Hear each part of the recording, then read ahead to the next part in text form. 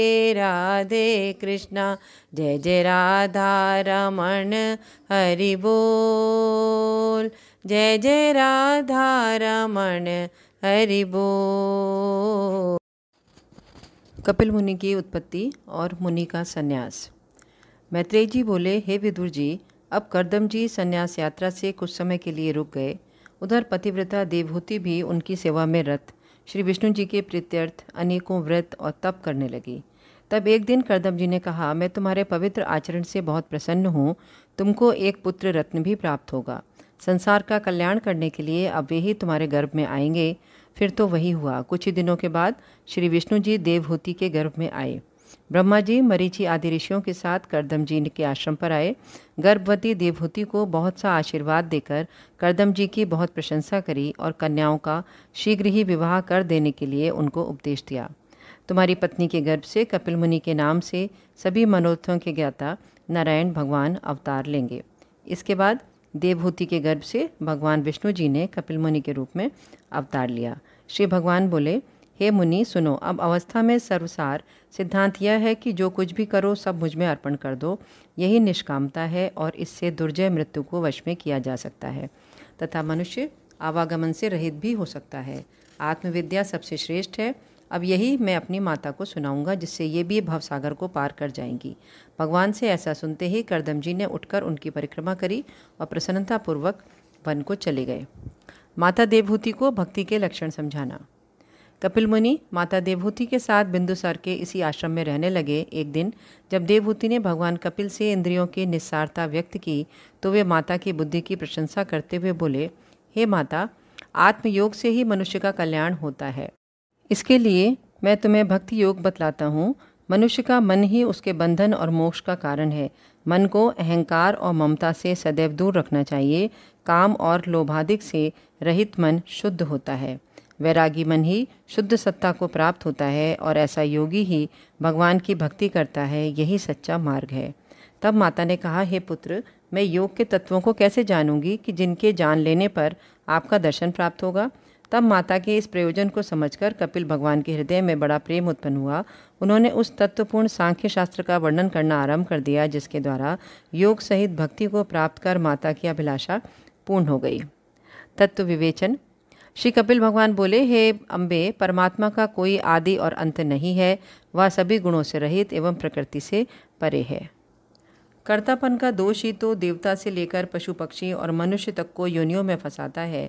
अन्यथा ज्ञान से देखने पर संसार कुछ है ही नहीं। जैसे स्वप्न में अनर्थ की प्राप्ति नहीं छूटती, वैसे ही विषयों के चिंतन से आवागमन नहीं छूटता। कपिल भगवान बोले, हे राजकन्या, यह ध्यान योग सभी योगों से श्रेष्ठ है। ध्यान करते करते जब मन एकाग्र हो जाता है तब साधक को बड़ा आनंद आता है।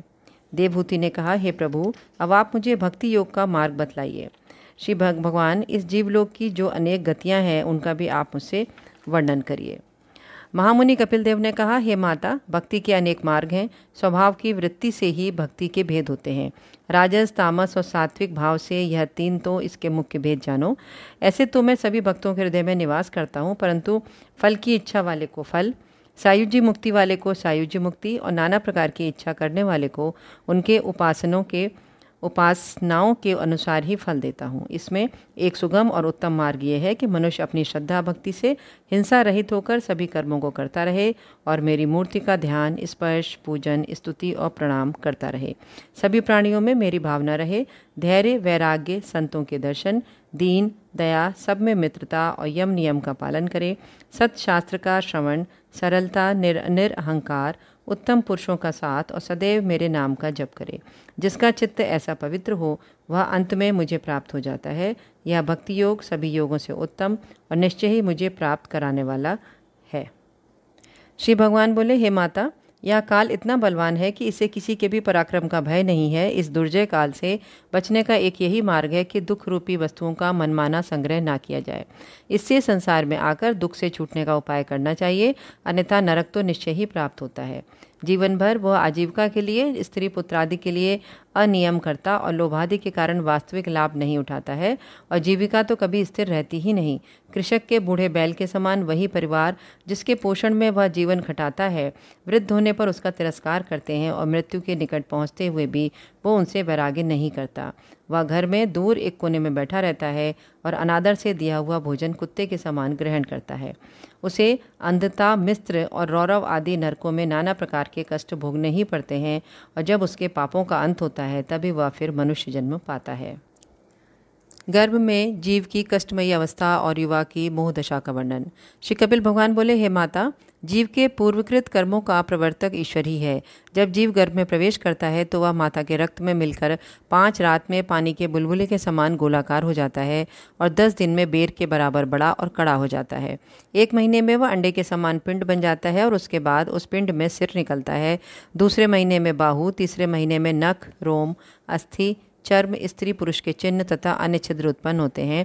चौथे महीने में मांस, रक्त, मज्जा और मेद आदि 7 धातुएं प्रकट हो जाती हैं। 5वें महीने में उसको भूख प्यास का अनुभव होने लगता है और 6ठे महीने में वो चर्म की एक बारीक झिल्ली से आवृत होकर माता की कोख में दाहिनी ओर घूमने लगता है।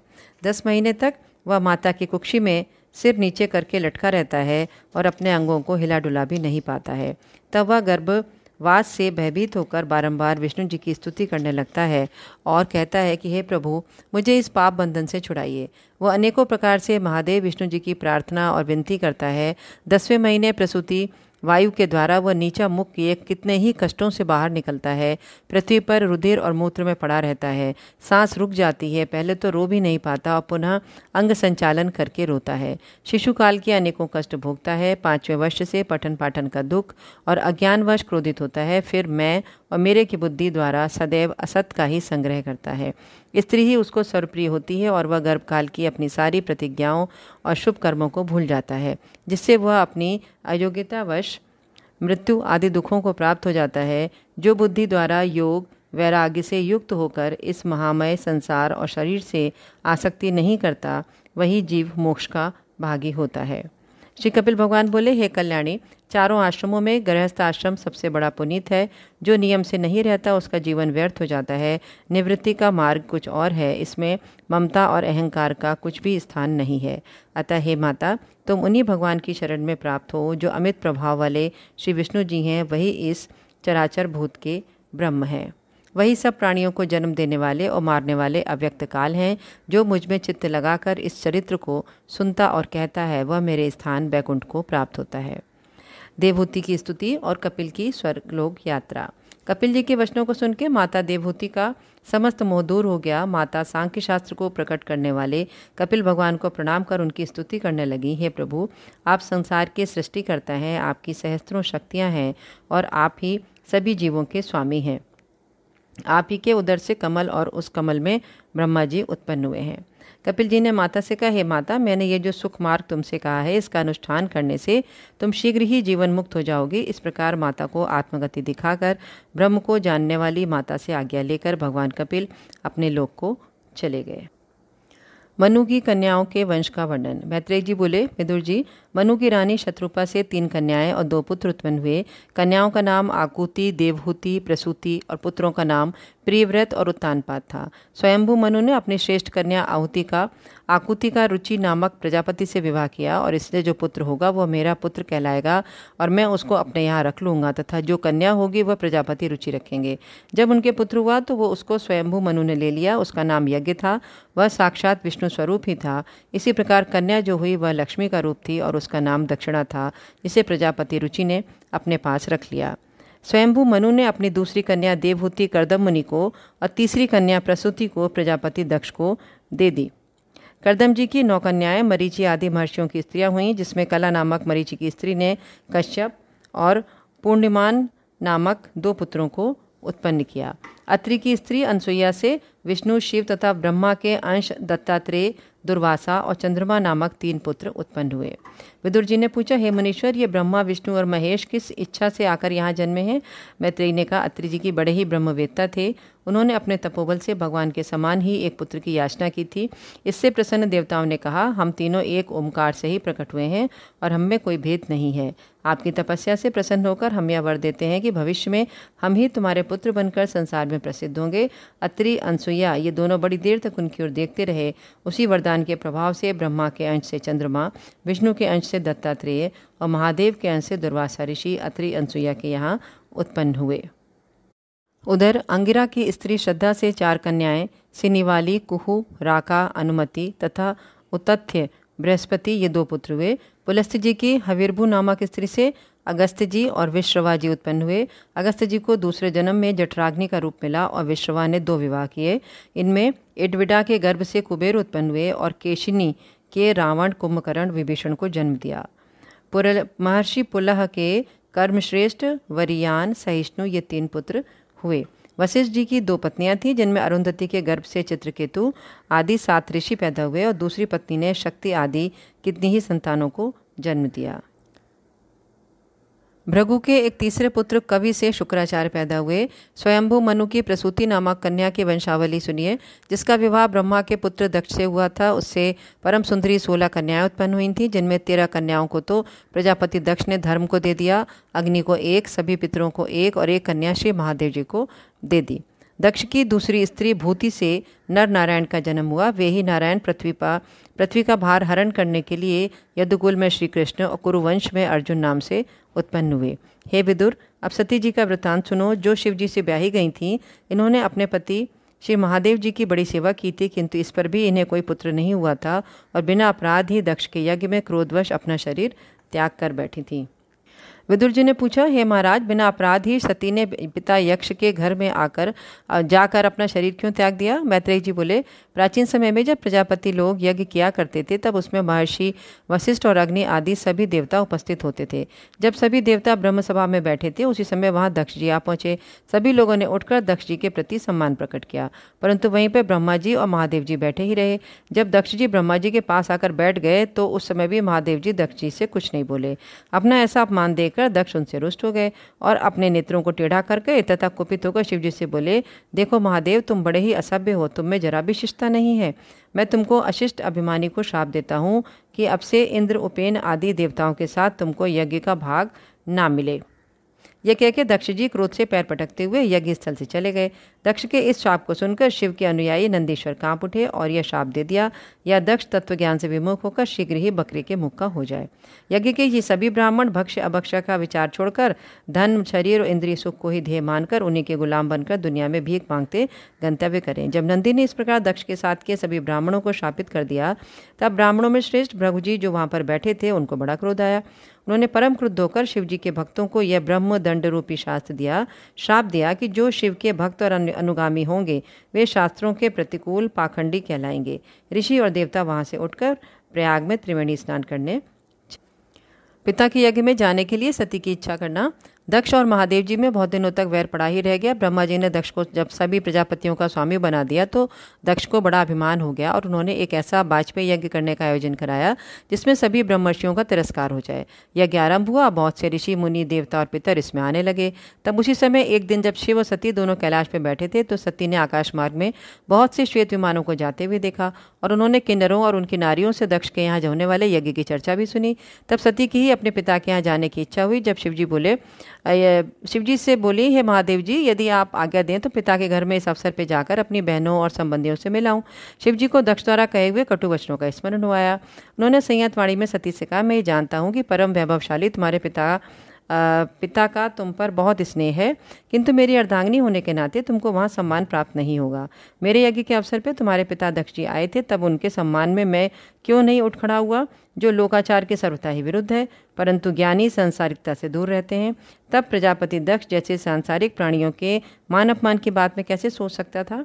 वहाँ जाने पर यज्ञ में तुमको प्रतिष्ठा प्राप्त नहीं होगी। यदि तुम मेरा वचन ना मानकर उनके घर जाओगी तो निश्चय है कि तुम्हारा कल्याण नहीं होगा।